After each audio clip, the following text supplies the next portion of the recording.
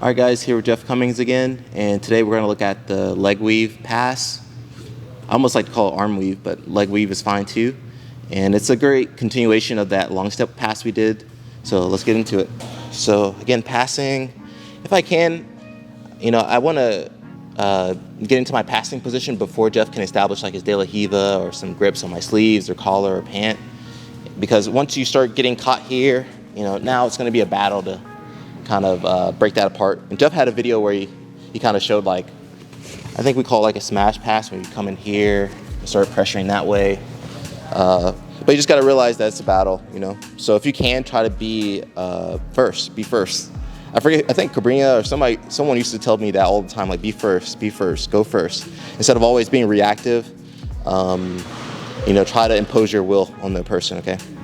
So you see that a lot in wrestling. Jiu-jitsu is kind of a mix. Some people are very reactionary, some people are very dominant. So you need a mix of both, okay? So I'm here. Before he can do anything, I'm trying to control his legs and control this space, okay? And, if I can, I want to keep him from grabbing my legs. So immediately, before he can even grab, I'm already getting in position, okay? If you let him get your pant, let me turn you this way, Jeffrey. Yeah, if you let him get your pant, now we got to start breaking this, and maybe start switching our guard pass. We can look at that on a different day. So I want to get in close to him before he can get that grip, and also moving towards the lapel side that I'm controlling, okay? So before we did that long step where I came here, back step, and I can go, back on top. I can go with the smash pass here. I can go for the back. But a lot of times, your partner's going to get that shield in. They're going to get this shield, and then it can you can use that to hold you off. When I'm here, I'll use this to push and pull that bottom leg out, and then you have to reset, right? So as soon as I see that shield coming up, or feel that shield coming up, that's when I'm going to switch the leg weave pass, okay? So my arm that would control his pant, either on the outside or inside, however you would have gotten it. Once he gets that shield in, it's going to be tough to deal with. So now all I'm going to do is take that arm and go under. And I can either just keep my hand open or make a grip. It's very much preference. Sometimes a guy has a storm gi on, and so you got to go this way because there's nothing to hold. Okay? Sometimes you're desperate. You got to go close to the crotch, man. I'll leave that up to you to decide. All right? I like to stay on the thigh as much as possible, okay? So I'm here. Once I get my grip, I can't keep going through that knee shield because, especially if he's got a long leg, it's not gonna do much. I'm just gonna be stuck. So what I wanna do is cut my leg outward, okay? So instead of pressuring in, I'm gonna raise my hips off the mat or higher. And now what I'm gonna do, guys, is cut my shin over his shin, okay? So keep that pant grip. I'm gonna cut. Keep your leg up a little bit, Jeff. Yeah, I'm gonna cut my leg over his leg. Okay, from here, I can lead with my head, and I'm just gonna keep walking towards Jeff's body. And a lot of times, instead of just going straight here, because he'll keep his knee in, I'm gonna go towards north-south, guys. And now I'm gonna come back with my legs in that space. Okay, notice I keep his pant controlled. And, especially now, he might try to turn into me. I'm going to use that hand in the collar to kind of cross-face him. Keep him on his back. Control the side. Let's look at that again, guys.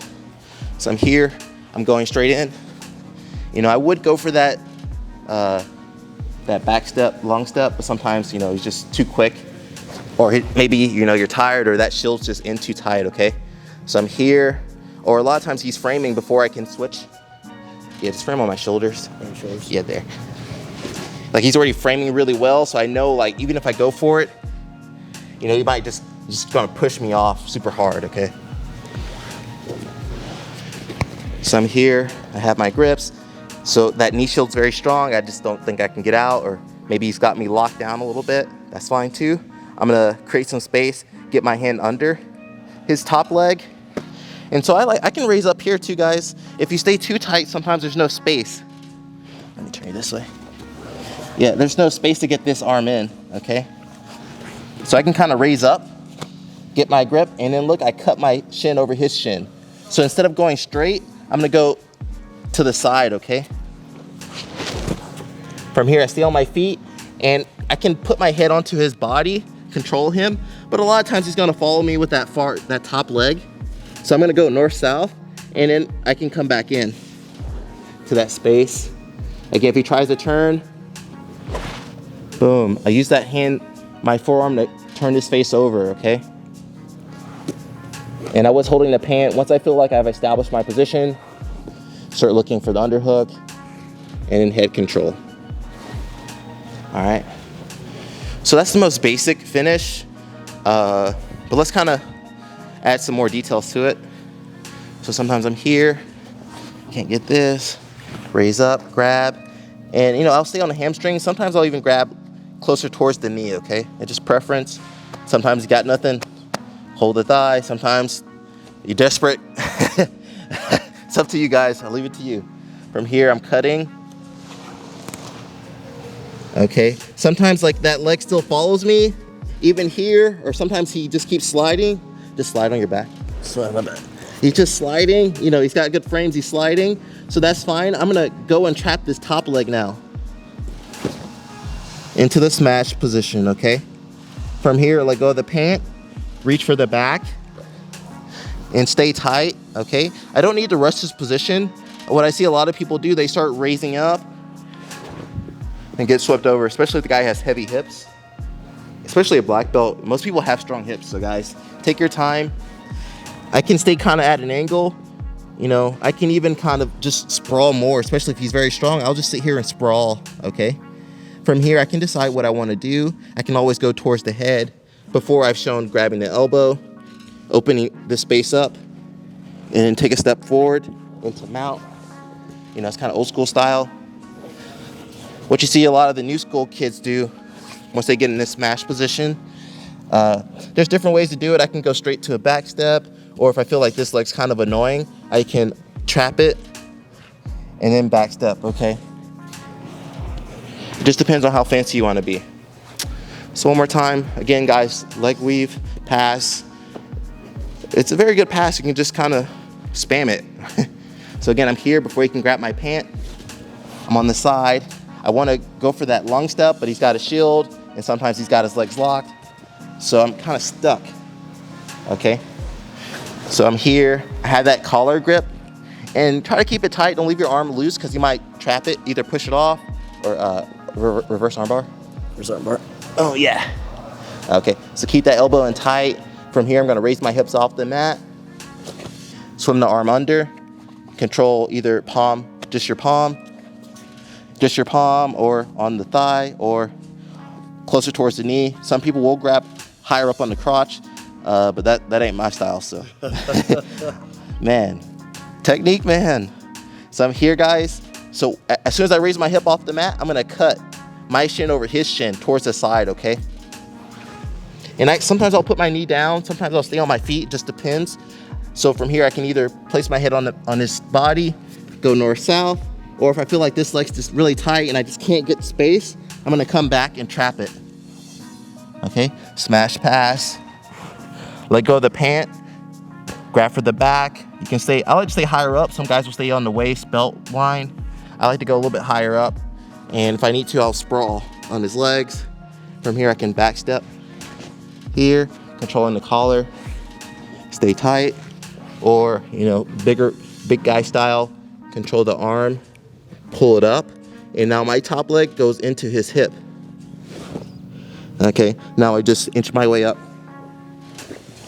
into the mount, make the guy pay.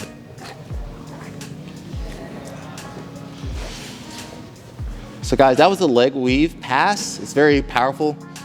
Man, this is an old school move. This thing been around for a long time. So it's not going anywhere. It's not going anywhere. Especially if you feel yourself getting caught in that knee shield position, it's always worth trying. If nothing else, create an opportunity for a scramble or just create an opening, okay?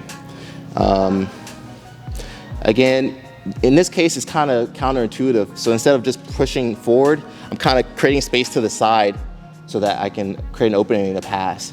So, sometimes when you're passing, you have like tunnel vision. I used to have that where like I would try one move, like go down.